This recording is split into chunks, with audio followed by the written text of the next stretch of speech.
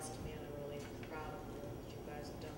Well, I'll give credit. Really helpful. I'll give about 99.9% of the credit of that to the superintendent, who it just does a tremendous job reaching out to the community and who really wants to be involved. And I think Makes a huge that's difference. very important. And I hear nothing but good things in terms of availability and communications. And I think people are seeing a lot more of what's going on at the schools. I think so. I think you should speak to the Mass School Committee news group, or what is it, the mailing list. Right. I feel like North Reading is in pretty good shape with goal and trying to achieve, setting our goals, achieving our goals compared to some of the other towns.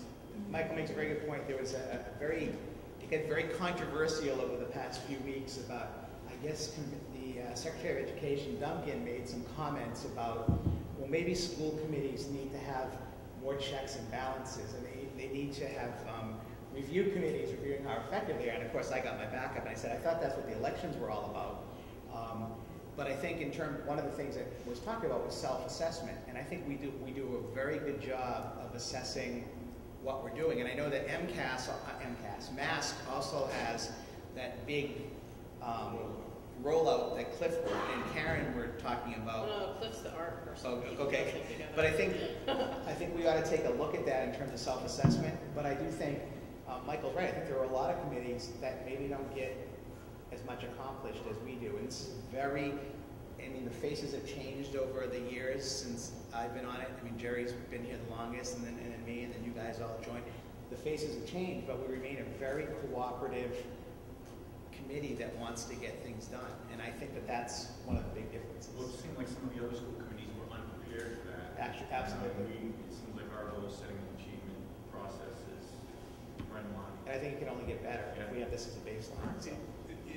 But again, on that same list, sort of looking at over the years, we're always ahead of everybody else on that. Oh. It's a fairly consistent thing that we're kind of in the lead. You know, when they talk about doing some new policy, we already have it, right? Yeah, we already have that. Right. We're Between. quite well ahead. We've been ahead on bullying, health and nutrition, the concussion. We don't have the policy yet, but we were well ahead of many of the school districts on the concussions, and so We haven't got helmets for everybody. right. We don't have concussion helmets yet, but we're well ahead on the. So Michael's right. I think that's good to point out. I mean, we're sitting here praising ourselves. We still have a little work to do to improve, but it's a very productive committee and has, and we have our goals in sight at all times. We have our moments. We have our moments. So is any more questions on the goals? I think we're moving along. I think at some point we need to have the superintendent bring her goals in. Jerry likes to go over the superintendent's goals. It's his favorite thing. So maybe in one of the next meetings, not next week, and probably not the 28th, I don't know, we're going to have, the 28th, we're at the bachelor school, I believe. The next meeting is just, we're meeting prior to the special town meeting on the Twin Bill. So thank you. Okay, next we have bills and payroll. Wait a minute, are we just starting? Oh no, the school calendar. I had an opportunity to meet with the president of the NREA, the Teachers Association, and we discussed the draft that I had brought forward to you at the last school committee meeting. He then shared that draft electronically with members of his executive board, and there seemed to be a request for me to attend the next executive board meeting that will be held on March 8th. So I'm asking to table the discussion on the school calendar until I have a chance to meet with the executive board. I think they have some questions and they'd like to be able to have that back and forth conversation as opposed to electronic. When's the latest we can, we have some kind of deadline in terms of approving this for next year? I think we're well within Okay. our boundaries right now. I might be able to bring it forward to the next school committee. Michael? I'm going to bring something up, and I'm sure it's contractual and it's history and all this, but, I'm thinking February vacation is right after our Christmas and January school break, and there's been some discussion on that board. Right. And then 2 months later, we have April vacation. I'm just wondering, is there any been talk within that on NREA and all that about kind kind of melding those two vacations into a March spring break type of vacation. A lot of the other districts in some other states, not necessarily the North Atlantic, but beyond that, go to a single break and then get out a week early. Correct. Or use that for snow days. So I was wondering, what is North Atlantic thinking about, or Massachusetts? Sure, that's a good question. I don't have it with me, Michael, but what I do have is a recent survey was done through superintendents who electively responded to an MASS survey regarding vacations. And I don't have that data with me, but I can bring that back to you as far as who does what when, and I'll put it in the next school committee packet. I can tell you I've lived through, when I worked at Triton Regional in the 1980s, we combined the February and the April vacation into 1 week in March. And we did it for the purpose of energy conservation. There was a lot of issues around energy at that particular time. And I can tell you, 2 years later, they moved back to the February and the April vacation.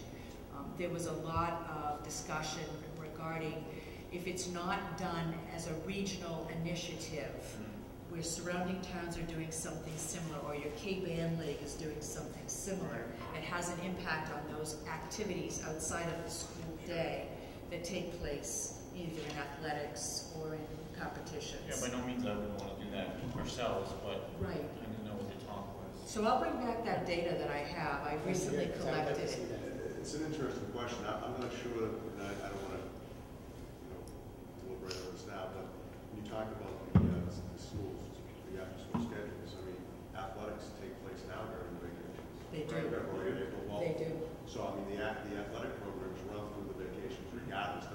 It's not as if those kids are losing the opportunity to go on vacation. They don't go anywhere. Right, they don't go, right. Another part of the regional conversation had to do with teachers who have children in other school districts that have a different, it becomes a logistical, not that that should determine No, whether or but not that's an we, issue.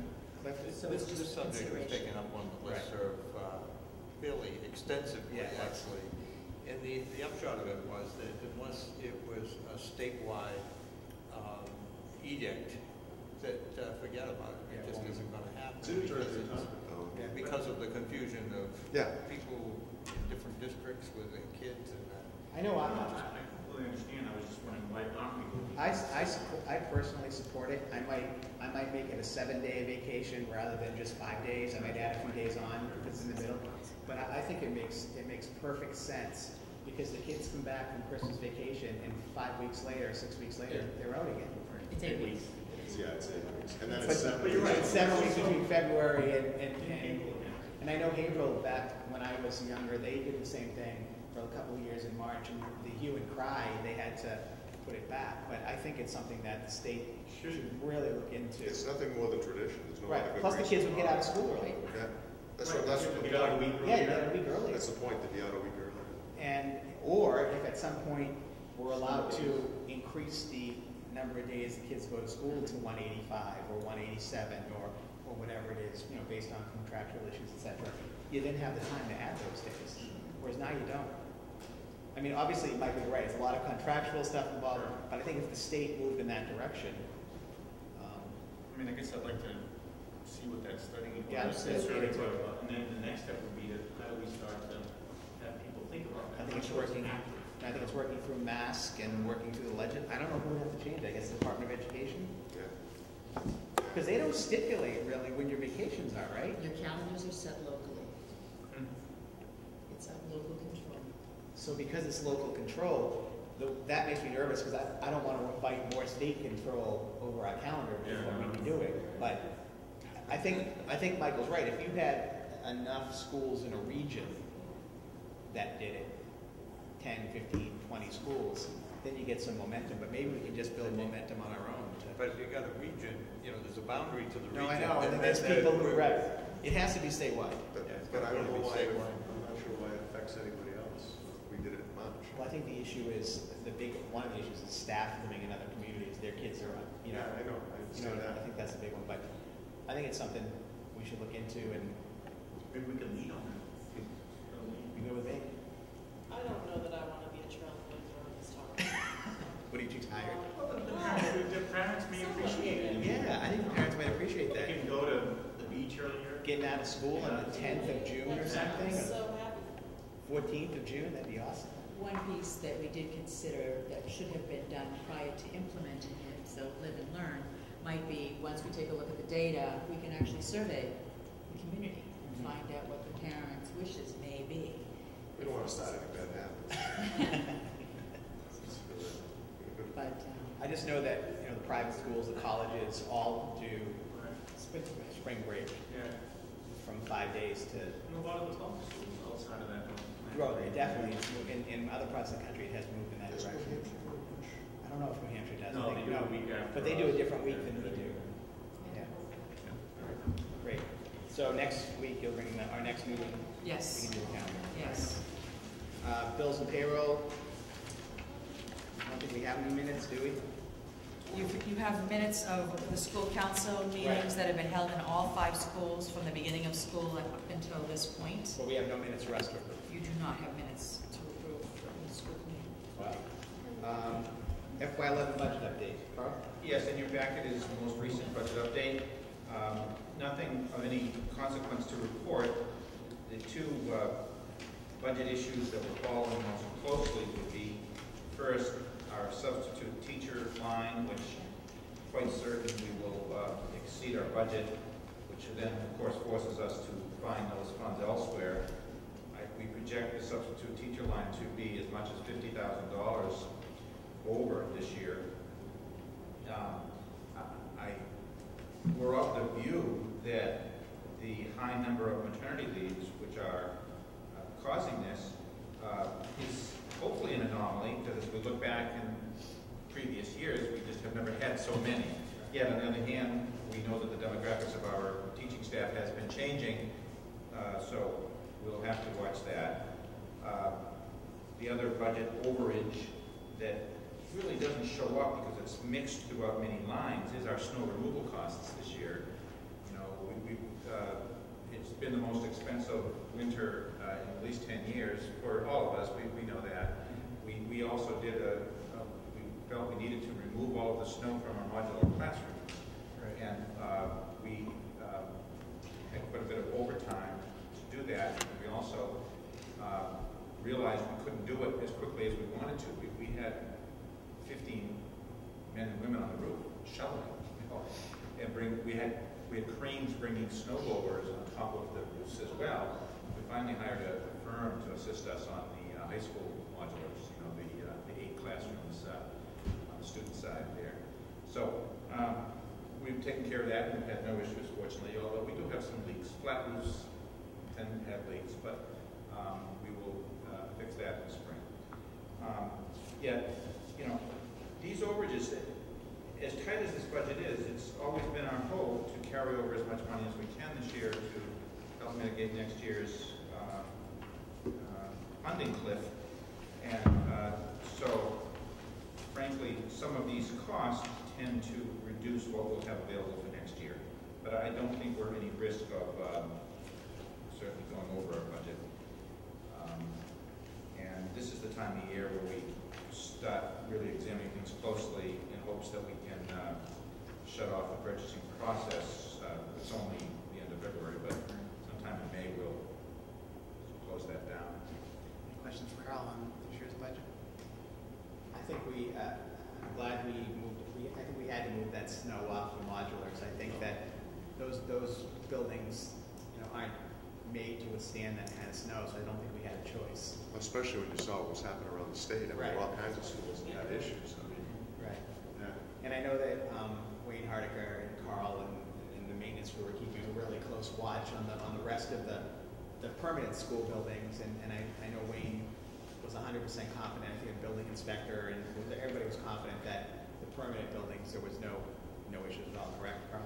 Yes, and I'd like to shout out to Wayne, who was so responsive with these issues. You know, this morning, you'd be surprised at how many minor building issues have to be attended to.